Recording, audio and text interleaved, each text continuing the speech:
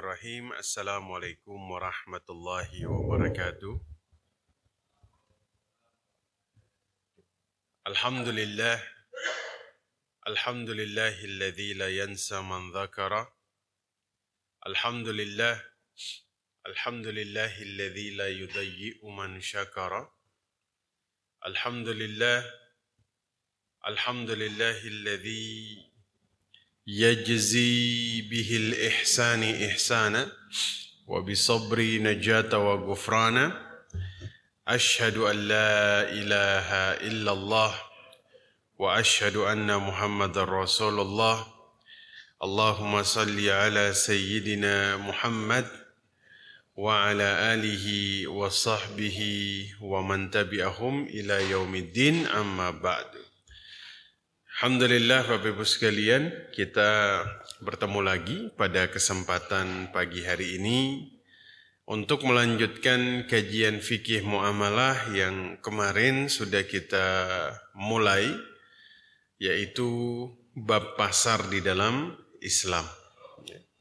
Nah, pagi ini kita akan mencoba untuk membahas hal ihwal apa saja yang kemudian terjadi di pasar sehingga pasar ini bisa menjadi tempat pusatnya maksiat. Ya. Yang pertama, ada dalam istilah fikih atau di dalam hadis yang disebutkan oleh Nabi Sallallahu Alaihi Wasallam, namanya tuh kemarin sudah kita singgung sedikit, ihtikar. Namanya ihtikar. Ya. Ihtikar ini ketika seseorang itu dia menimbun barang. Ya. Jadi barang dia borong semua, ya. Otomatis di pasar itu terjadi kelangkaan. Ya. Dan hukum ekonomi, kalau terjadi kelangkaan di satu pasar terhadap satu barang, otomatis harga barangnya akan naik, ya, karena kosong di pasar. Ya, dan ternyata kita sering mengalami perkara ini. Bayangkan satu ihwal ekonomi yang ribuan tahun lalu, Nabi itu sudah memperingatkan umatnya terhadap perkara ini, dan ini masih kita temukan zaman sekarang. Ihtikar. Ya. Misalnya, kita pernah mengalami Bapak Ibu sekalian, terjadi kelangkaan minyak goreng di Indonesia. Asbabnya itu satu Bapak Ibu. Ada yang kemudian menimbun, terjadi kelangkaan, kalau barang sudah langka otomatis harga naik. Ya. Saat itu minyak goreng normalnya harganya berapa? Ibu-ibu, minyak goreng normalnya berapa? 12 ribu. Setelah terjadi kelangkaan harganya jadi berapa? Mahal sekali pada saat itu, ya. Nah, ini dalam fikih muamalah disebut ihtikar. Ya. Maka ihtikar ini itu dilarang di dalam syariat Islam, dilarang. Ya.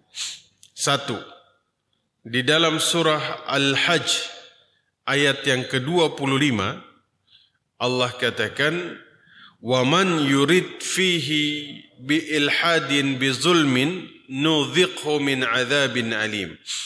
Ya, kalau ada orang melakukan kejahatan secara zalim, niscaya kami akan merasakan baginya azab yang pedih.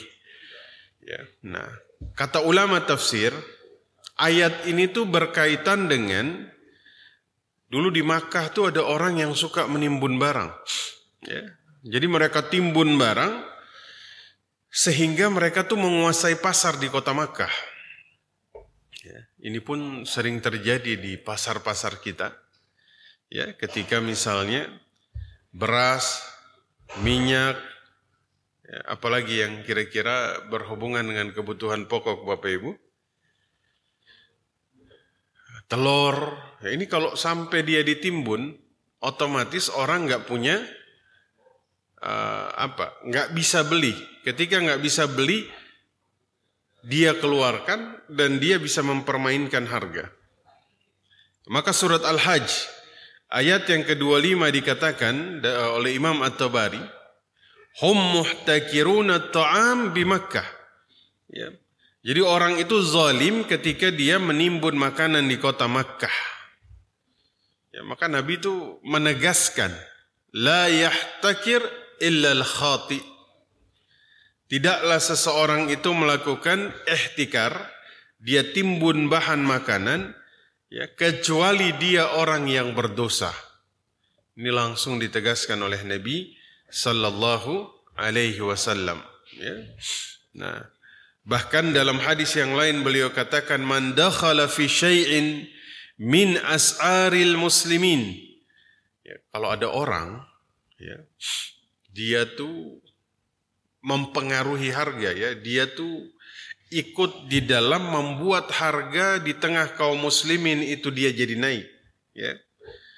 Nah, ini memang kalau orang kezolimannya itu masif, dosanya jangan main-main, ya. Maka Nabi mengatakan di sini, kalau ada orang dia berkontribusi atas naiknya harga di tengah kaum muslimin, kata Nabi, ya, liyughliyahu alaihim, agar harga menjadi mahal, fa inna haffa 'ala Allahi an yuq'idahu bi'uzmin minan nari yaumal qiyamah. Masya Allah, ya. Maka Allah akan mendudukkan dia di atas api neraka di hari kiamat. Tuh. Jadi jangan dianggap remeh bagi orang-orang yang suka bermain, ya. Karena dia menguasai pasar, akhirnya dia tuh mempermainkan harga. Jadi seenaknya dia naikkan harganya, ya. Karena dia pikir ya nggak ada yang bisa intervensi, dia yang menguasai pasar, ya. Dia tahan sedikit, ya, sampai barang jadi langka, ya. Otomatis permintaan semakin banyak, ya. Baru dia lepas dengan harga yang mahal, ya. Nah, maka ihtikar ini bisa terjadi satu, ya, misalnya yang ditimbun adalah barang yang kemudian, ya, dibeli di pasar, ya. Tapi kalau yang tidak dibeli di pasar, maksudnya tuh dia nggak borong di pasar, ya. Contoh misalnya, ya, dia punya sawah, ya, sawahnya panen, ya. Ini kan berarti dia tidak beli, Pak, tapi memang berhasil dari sawahnya sendiri, dari punya dia sendiri. Kemudian tuh dia bukan dia timbun, tapi dia simpan. Nah, ini beda, ya. Ini bukan termasuk ihtikar, ya. Nah, maka dikatakan fa'amma min jalba syai'an min ardihi, ya, oleh Imam Hasan Al-Syaibani. Jadi kalau orang dapat hasil dari lahannya sendiri, lalu dia tahan, itu bukan ihtikar, ya. Ini harus kemudian kita garis bawahi agar kita tidak salah mengartikan. Kalau dari hasil dia sendiri, kemudian dia tahan, itu bukan ihtikar. Ya, ini lahan milik dia pribadi, ya. Jadi kalau dia tahan, dia bukan melakukan ihtikar, dia tidak berdosa di situ, Bapak Ibu sekalian, ya.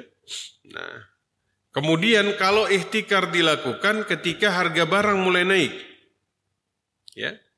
Jadi kalau barang dibeli ketika harganya masih murah, ya, karena ketersediaan di pasar banyak, itu bukan ihtikar. Ya, contoh misalnya, apa barang yang banyak melimpah di pasar itu apa kira-kira? Cabai misalnya, ya. Cabai lagi banyak-banyaknya, ya. Daripada saya bolak-balik ke pasar, mendingan saya beli aja sebanyak-banyaknya, ya. Karena ketersediaan banyak dan harganya murah. Itu bukan ihtikar, ya. Jelas, ya. Nah, ihtikar itu ketika harga mulai naik, dia melihat nih, wah ini harga cabai naik nih. Karena dia punya uang yang, ya, cukup luas, ya, cukup lapang. Akhirnya dia beli semuanya, dia tahan, ya, langka, harga naik dia jual. Nah ini ihtikar, jelas ya. Jadi kalau ada orang beli karena harganya lagi murah, kemudian dia beli banyak, itu bukan ihtikar. Ya, tapi kalau harga mulai naik sedikit, dia melihat ada kesempatan dia bisa mendapatkan untung, dia borong semuanya. Ya, kemudian dia tahan, harga naik, nah ini ihtikar. Ya, bisa kita bedakan ya. Nah, maka dikatakan di sini dalam kitab Al-Muntaqa, ya, larangan ihtikar ini berlaku ketika seseorang membeli di luar kebutuhannya ketika harga naik. Ya ini, makanya kita sempat bikin penelitian ya, bikin riset tentang panik ya, seseorang yang membeli ketika dia panik. Ya, kalau istilahnya itu panic buying. Ada orang beli karena panik. Ya, dan panik di dalam ilmu psikologis itu menular, Pak. Ya, kepanikan itu menular. Dan ini terjadi pada saat COVID yang kemarin sempat kita bahas ya, menular, Pak. Jadi orang tuh kadang-kadang ketika melihat orang lain beli, walaupun dia nggak butuh, dia ikutan beli. Misalnya pulang dari sini kita melihat ya, orang tuh rame-rame nyari beli beras. Kita lihat nih ngapain orang? Ngantri beli beras. Akhirnya kita ikutan. Ya, kenapa? Karena dia menular, Pak. Ada kepanikan tersendiri ketika kita melihat orang-orang tuh mulai memborong sesuatu. Ya. Walaupun kita nggak butuh, kita ikutan. Nah, disinilah masalahnya ketika kita langsung borong semuanya pada saat memang saat itu kita punya uang. Kita punya kemampuan. Tapi gimana sama orang yang pada saat itu dia belum gajian, Pak? Ketika dia gajian, barang udah habis. Harga sudah melambung tinggi. Maka ada yang mengatakan bahwa panic buying, membeli kita borong karena kita panik, di luar kebutuhan, hati-hati. Ini bisa masuk kategori ihtikar. Ya. Nah, dia bisa masuk dalam kategori penimbunan. Ya. Walaupun misalnya dia niatnya menyimpan. Tapi kalau niat ini bisa membuat barang ikutan langka, nah, maka nanti harga jadi mahal dan dia menyebabkan kesusahan bagi orang lain. Ya. Nah, jadi memang kalau dia simpan untuk kebutuhan pribadi, tapi berlebih-lebihan di luar kebutuhan, ini bisa masuk kategori yang sama. Ya. Tapi kalau selama dia simpan untuk ya sesuai kebutuhannya, untuk keluarga, ya ini masih diperbolehkan. Kenapa? Ya karena Abu Yusuf mengatakan bahwa ya kalau selama masih untuk kebutuhan masih boleh ya. Kan Nabi Yusuf alaihi salam ya, waktu dulu beliau itu menyuruh agar mereka tuh menyimpan bahan makanan selama 7 tahun karena nanti terjadi paceklik ya. Selama untuk kebutuhan dan tidak merugikan orang lain, monggo silahkan ya. Yang penting kita jaga jangan sampai kita merugikan orang lain ya. Makanya kalau ditanya apa hukuman bagi orang yang melakukan ihtikar ini ya, dalam Islam itu mengajarkan keadilan ya. Ya, artinya kezaliman tidak dibalas dengan kezaliman ya. Namun yang dilakukan di dalam Islam ketika terjadi kezaliman yaitu kezaliman dikembalikan kepada keadilan. Nah, bagaimana jika kemudian ada orang melakukan ihtikar? Maka Allah katakan, "Wala yajrimannakum syana'anun qaumin ala alla ta'dilu i'dilu huwa aqrabu littaqwa." Jadi jangan sampai kebencian kalian terhadap suatu kaum mendorong kalian berbuat tidak adil terhadap orang tersebut. Adillah karena adil itu dekat dengan ketakwaan. Ya. Jadi memang kalau kita bayangkan ya, hukuman bagi orang yang berbuat zalim bukan dengan kezaliman, tapi dikembalikan kepada keadilan. Ya. Kenapa? Karena nggak boleh melebihi kezaliman yang kemudian dia lakukan. Maka zaman dulu itu, kalau ada orang ihtikar, maka dia akan dihukum dengan cara dia dipaksa menjual barangnya. Jadi yang dia timbun tadi, itu harus dia jual. Ya. Kemudian dia jual dengan harga normal. Ya, dengan harga normal. Ya, waktu COVID itu kan masker, hand sanitizer, ya. Kemudian apa lagi? Oksigen. Ya. Ini kan sebenarnya dia langka kalau orang beli sesuai kebutuhan, Pak, itu nggak langka. Tapi apa? Orang yang nggak sakit pun beli. Nah, ini masalahnya. Yang sehat ikutan beli karena panik. Ya. Karena dia panik. Tapi pada saat itu, kalau orang membeli sesuai dengan kebutuhan, insya Allah nggak langka. Ya. Nah, itu kan luar biasa, Pak. Naiknya harga secara ekstrim itu terjadi, ya, karena ikut campur orang yang kemudian ingin dapat untung sebesar-besarnya dengan cara dia menimbun. Ya, maka Masya Allah, ya, Islam ini betapa sempurnanya sampai masalah seperti ini tuh betul-betul diatur. Ya, nah, maka, ya, hukuman bagi seseorang yang menimbun barang adalah dengan menjual barang tersebut, ya, dengan harga yang normal. Ya. Itu tuh bahkan diatur. Harga dia beli berapa? Ya. Harga dia beli berapa, kemudian bahkan dilihat, ya, harga jual sesuai dengan harga pasar dalam keadaan normal. Ya. Jadi kalau misalnya dia pernah membeli cabai harganya 10.000, ya, sementara harga pasar misalnya 12.000, sampai cabai itu jadi langka, ya, baru kemudian dia jual 30.000, ya, maka hukumannya itu dia harus jual dengan harga 12.000 sesuai harga pasar. Mudah-mudahan Allah jauhkan kita dari sifat ihtikar ini, ya. Untung tuh boleh dalam Islam. Tafadhal.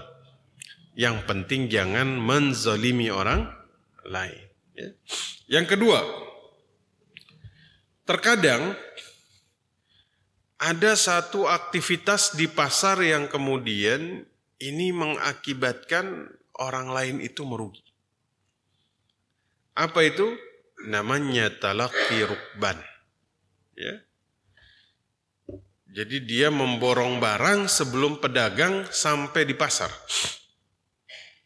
Ini juga dilarang di dalam Islam. Ya. Ada petani datang dari kampung, ya kan, bawa dagangan, ya, misalnya sayur, ya, ikan, ya, atau hasil-hasil yang dia usahakan. Ya. Nah, ada pedagang yang kemudian dia melihat ini sebagai peluang. Ya. Dia melihat ini sebagai kesempatan untuk mendapatkan banyak keuntungan. Ya. Sebelum petani nelayan ini masuk pasar, sudah dia cegat. Sudah dia cegat. Ya. Dengan cara dia tuh memborong harga yang barang yang mereka bawa sebelum mereka tuh masuk ke dalam pasar tuh diborong sama dia. Ini namanya talaqi rukban dan ini dilarang. Ini dilarang. Kenapa? Karena dia bisa mendapatkan keuntungan yang berlipat ganda dari aktivitas ini. Ya, jadi zaman dulu itu sebelum sampai di Madinah itu pedagang udah dicegat. Ya. Jadi dia memanfaatkan ketidaktahuan pedagang terhadap harga di pasar untuk kemudian dia beli dengan harga yang murah sehingga dia dapat untung berkali lipat. Ya, talaqi rukban namanya. Ya. Nah, dampak buruknya ketika dia tahu harga aslinya, ya, di saat itulah terjadi permasalahan. Ya. Dia akan merasa dirinya ditipu. Ya, bisa muncul permusuhan, Pak. Dia bawa beras misalnya, ya, belum sampai pasar dicegat. Saya beli deh, ya, sekilo 3.000. Wah, dijual lah kepada dia. Ya. Besoknya petani ini main-main ke pasar. Dia baru tahu ternyata di pasar harga beras sekilo 12.000. Apa yang kira-kira terjadi? Dia akan merasa dirinya ditipu. Ya. Dia merasa dirinya dizolimi. Ya. Dan ini bisa memunculkan permusuhan, Pak. Oleh sebab itu banyak hadis yang kemudian melarang perkara ini. Talaqi rukban. Ya. Tunggu para petani itu sampai di pasar baru kemudian antum beli dari dia. Sesuai harga pasar. Ya. Ini kita sampaikan di antara hadisnya itu dari Ibnu Umar radhiyallahu taala anhuma. Kunna natalaqa rukban fanashtari minhumut ta'am. Dulu tuh kami sering melakukan ini, talaqi rukban. Ya, kami borong makanan dari para pedagang, ya. Fanaha Nabi sallallahu alaihi wasallam an nabi'ahu hatta yublagha bihi suqut ta'am. Nabi akhirnya melarang kami tunggu sampai akhirnya mereka masuk ke pasar. Ya. Sampai mereka tahu harga pasar. Tapi muncul pertanyaan, gimana Ustadz kalau misalnya saya belinya dari kebun langsung? Ya. Sebelum mereka sampai pasar saya beli. Pertanyaannya, mereka tahu harga pasar? Kalau mereka ada bayangan tentang harga pasar, ya kita beli ya tafadhal.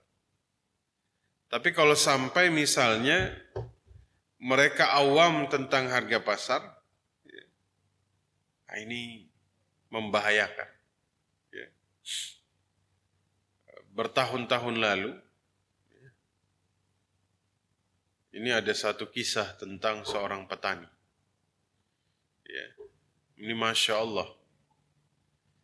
Petani yang kerjaannya tuh bertani terus, ya. Cita-citanya naik haji, ya. Jadi setiap tahun memang ladangnya ini luas, ya. Sekeluarga tuh tiap saat tuh bertani, ya. Habis itu kemudian mereka jual, ya.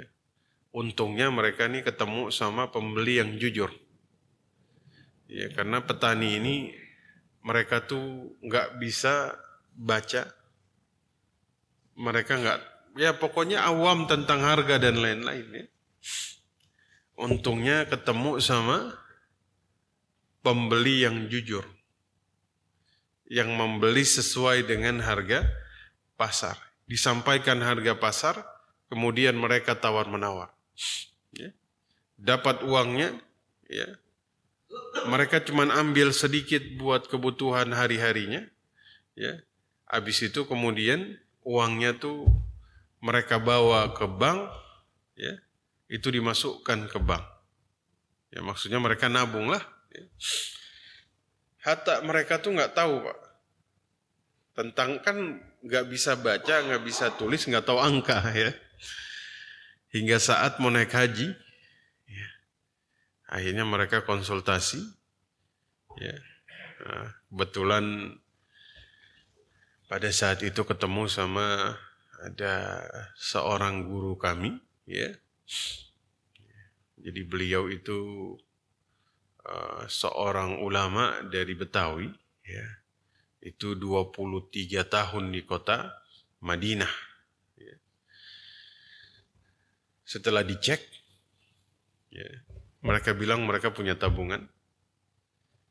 Disuruh minta, mana tabungannya, kita lihat ya. Bapak Ibu tahu jumlahnya? Jumlahnya tuh ada 6 miliar. 6 miliar Pak. Ya, padahal niatnya itu hanya suami dan istri yang mau haji. Ya, akhirnya guru kami bilang, Pak, ini sekeluarga semuanya bisa haji. Akhirnya semua sekeluarga haji. Mereka tuh gak pernah membayangkan Pak, bahwa uang tabungannya tuh bisa seperti itu. Ya, coba kalau misalnya mereka ketemu sama pembeli yang zalim, selesai Pak. Ya. Gimana kalau ternyata seharusnya hasil panennya misalnya bisa mencapai 10 juta, gimana kalau misalnya dia cuman tinggal dia bilang 1 juta.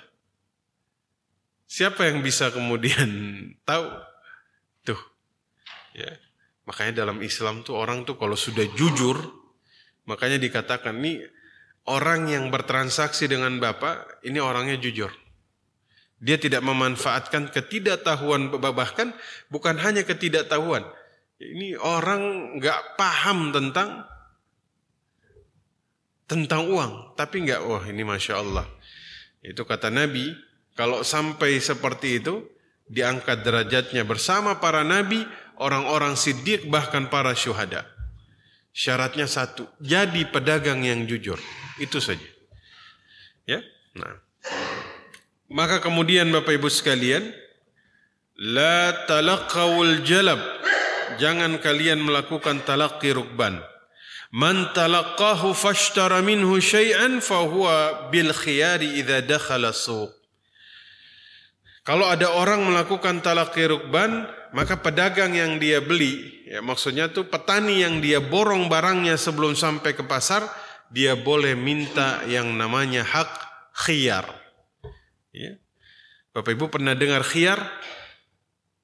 Hak khiyar. Nanti kita bahas juga abis ini ya. Hak khiyar itu hak untuk membatalkan jual beli.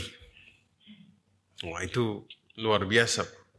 Ya, kalau zaman sekarang tuh bilangnya garansi. Ya, tapi kalau garansi zaman sekarang kan ya belum tentu bisa diinikan. Hak khiyar itu lebih dahsyat dari garansi. Dia bisa batal kembalikan uang. Kalau misalnya ternyata ada penipuan di situ. Ya.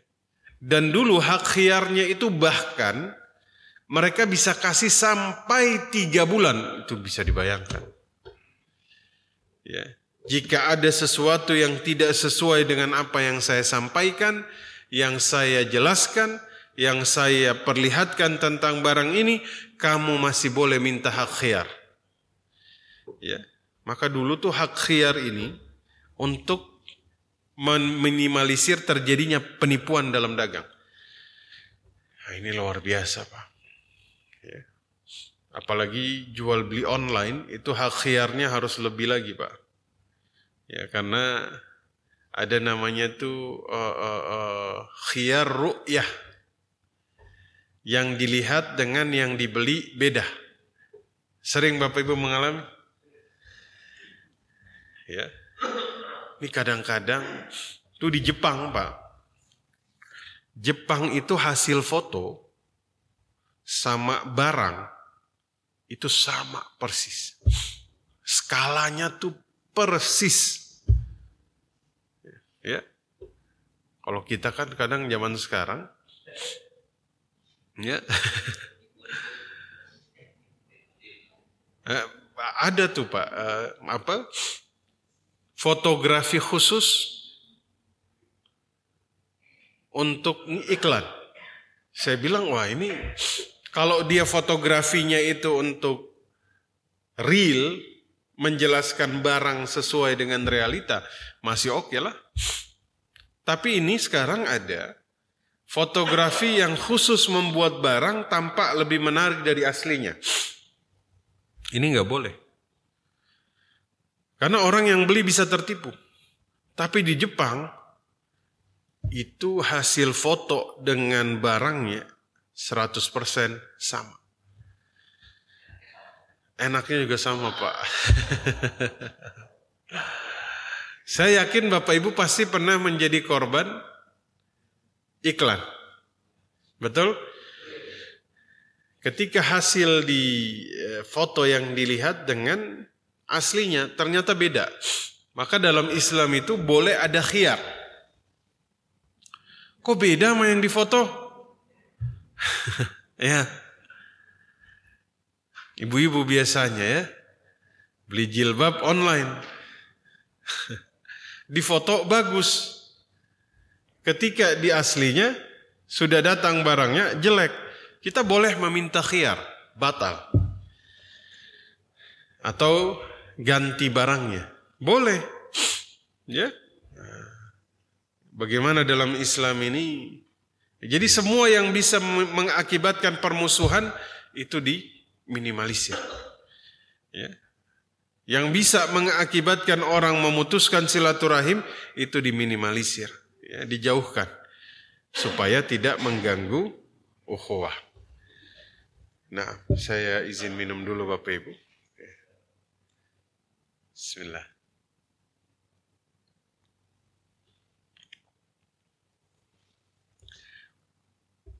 Jadi dalam talaqi rukban, petani berhak untuk meminta khiyar. Ya. Jadi dia boleh untuk minta batal. Walaupun barangnya sudah diborong. Ya. Saya minta dikembalikan uang saya karena saya ditipu. Ya. Kamu beli dengan cara yang zalim, memanfaatkan ketidaktahuan saya tentang harga pasar. Ya, ada orang jual mangga, belum sampai di pasar sudah dicegat. Mending jual sama saya aja. Saya beli sekilonya 5.000. Ya. Ini petani bingung nih. Iya ya, daripada saya ke pasar harus buka lapak, mending saya jual aja sama dia. Ini dijual padahal harga pasar sekilo 15.000. Ya. Makanya ini dilarang. Ya. Karena ini bisa kemudian mengakibatkan kerugian. Ya. Ini penjual atau petani itu dibodohi di sini. Ya. Maka Nabi memberikan hak khiyar untuk mereka. Kalau kalian ditipu, maka kalian punya hak khiyar. Ini kan luar biasa, Pak. Kalau zaman sekarang ada hak khiyar, insya Allah aman semua. Ya. Orang yang dibodohi, orang yang ditipu, orang yang dizolimi, itu bisa minta haknya kembali. Ya. Nah, maka Ibnu Qudamah mengatakan al-khiyar lil ghaban. Khiyar ini bisa terjadi karena beberapa hal. Ya. Satu, talaqi rukban. Mereka dibodohi, mereka minta khiyar. Ya. Yang kedua, al-bai'un najash. Ya. Al-bai'un najash. Tahu al-bai'un najash, Pak? Apa? Menjelaskan sesuatu melebihi realitas. Nah, ini namanya al-bai'un najash. Ya, atau penawaran palsu. Ini pedagang zaman sekarang itu punya pembeli palsu, Pak. Ada, Pak.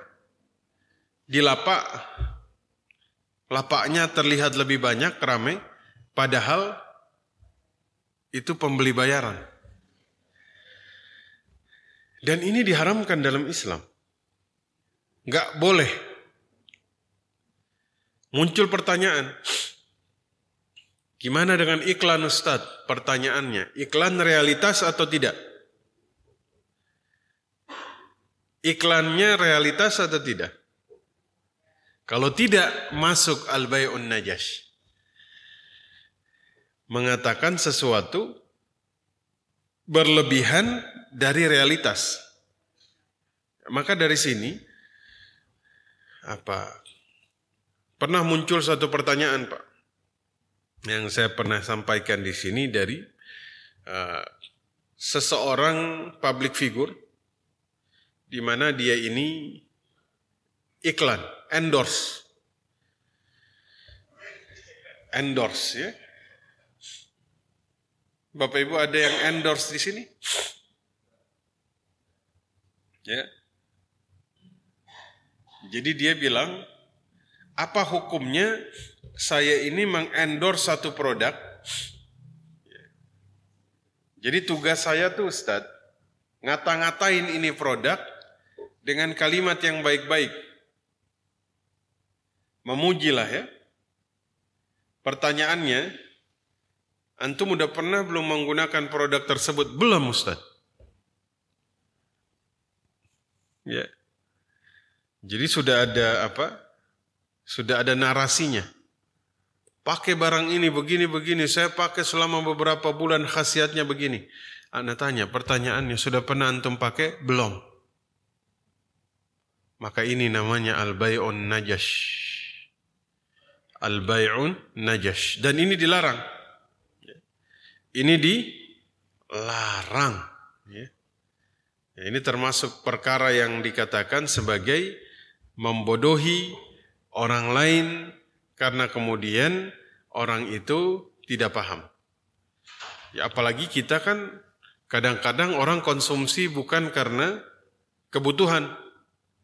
Ya, kadang-kadang anak muda zaman sekarang konsumsi bukan karena dia butuh tapi ikut-ikutan. Ya kan? Makanya pengusaha-pengusaha itu pintar.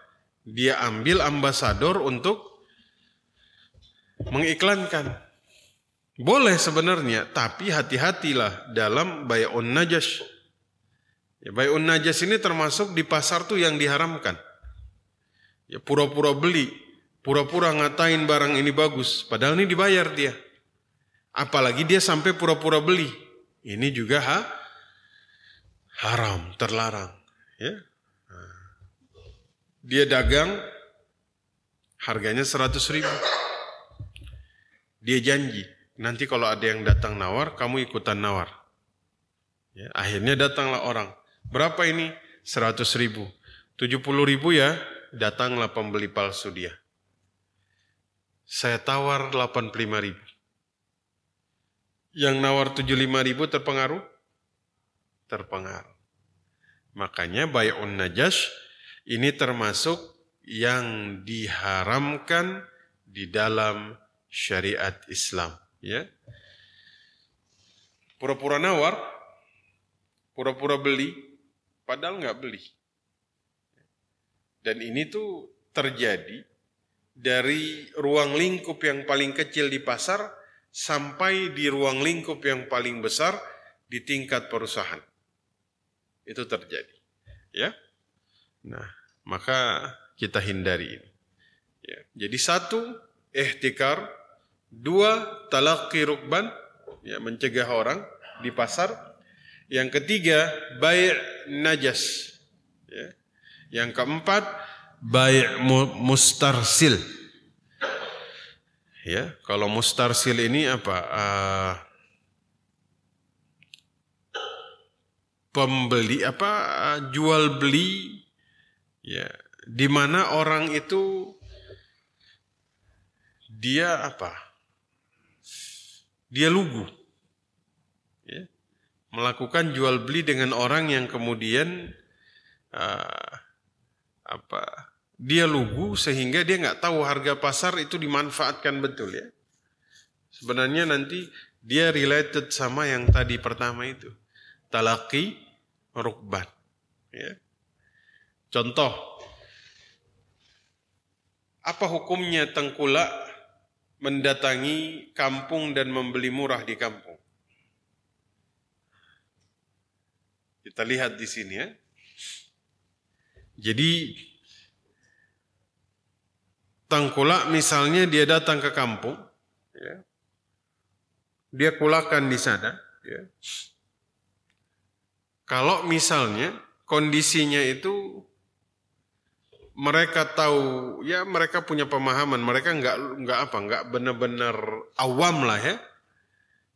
Maka ulama masih membolehkan, termasuk Ibnu Batal. Ya. Wa amma maudhu' Al-ba'idul ladzi la yuqaddiru fihi ala dzalika fayajuzu fihi al-bai'. Kulakan di tempat yang jauh, ya, yang tidak mudah dijangkau dengan mudah, maka boleh dikulakan di sana. Itu tidak termasuk talaqi rukban. Orang kampung susah ke kota, susah jualnya. Akhirnya dia ke sono untuk beli, jemput. Istilah kita jemput bola, ya. Nah, ini tidak termasuk talaqi rukban, ya. Kenapa? Karena petani pun susah ke kota. Berarti kan dia langsung beli di kebun. Untuk memudahkan petani untuk kemudian tidak sulit untuk mengumpulkan barang dan mengantarkan ke kota. Ya, maka kata Imam Malik, kampung yang jaraknya 1 mil dari kota itu termasuk talaqi. Kata beliau. Kalau 6 mil, kata beliau tidak apa-apa. Ya. Maksudnya, kayak kita beli dari sini ke Banten.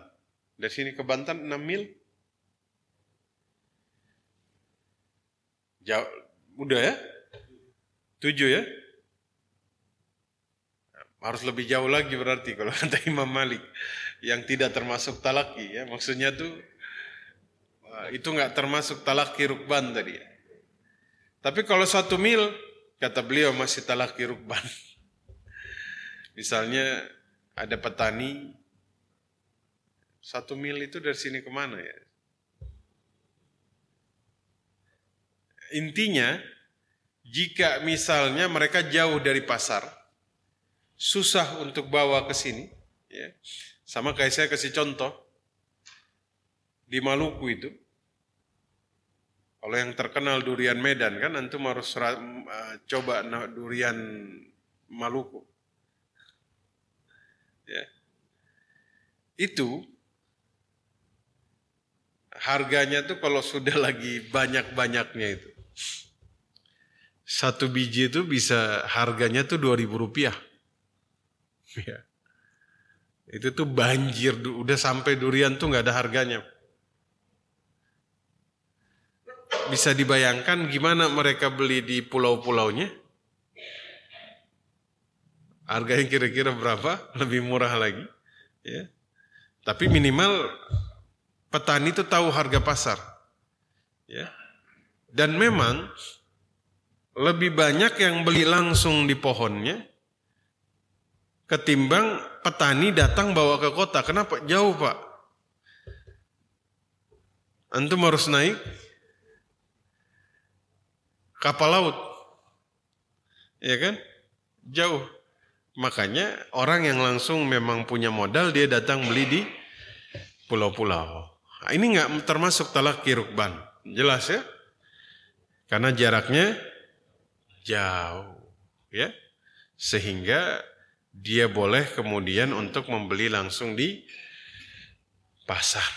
Jadi kira-kira itu 4 hal yang kemudian, ya, ini masih 4 ya, masih banyak yang nanti akan kita bahas ya, tentang perkara-perkara yang dilarang yang kemudian ini ada di pasar yang terkadang kita tidak sadar ya, dan masya Allah ya, yang dilarang oleh Rasul, yang diperintahkan oleh Allah untuk kemudian dilarang, ya, semuanya masih ada zaman sekarang.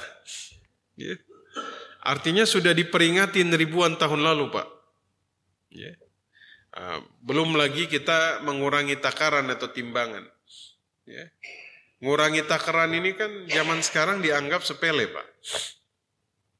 Betul? Pedagang itu nganggap, nggak apa-apa. Ini kayak menganggap ringan sesuatu yang ternyata berat. Ya kan? Dulu kan kaum Madian ini dihukum, itu bahkan mereka dihujani meteor dari langit, Pak. Ya. Kalau kata Ibnu Katsir, hukuman terhadap kaum Madian ini itu termasuk hukuman yang cukup berat. Angin ditahan, Pak. Jadi 7 hari itu nggak ada sedikit pun angin yang berhembus. Bisa dibayangkan? bagaimana panasnya. Sudah begitu, dikirimkan awan hitam. Ketika melihat awan hitam, harapannya nanti turun hujan ini. Akhirnya mereka berkumpul di bawah awan hitam tersebut. Ternyata bukan hujan yang turun. Yang pertama tuh, kata Ibnu Katsir, mereka tuh dikasih gempa dulu, Pak. Dikasih gempa. Akhirnya dari atas langit diturunkan meteor, dihujani bola api dari langit. Jadi hukumannya itu di bumi dan dari langit, dua-duanya, Pak. Bapak Ibu tahu apa dosanya?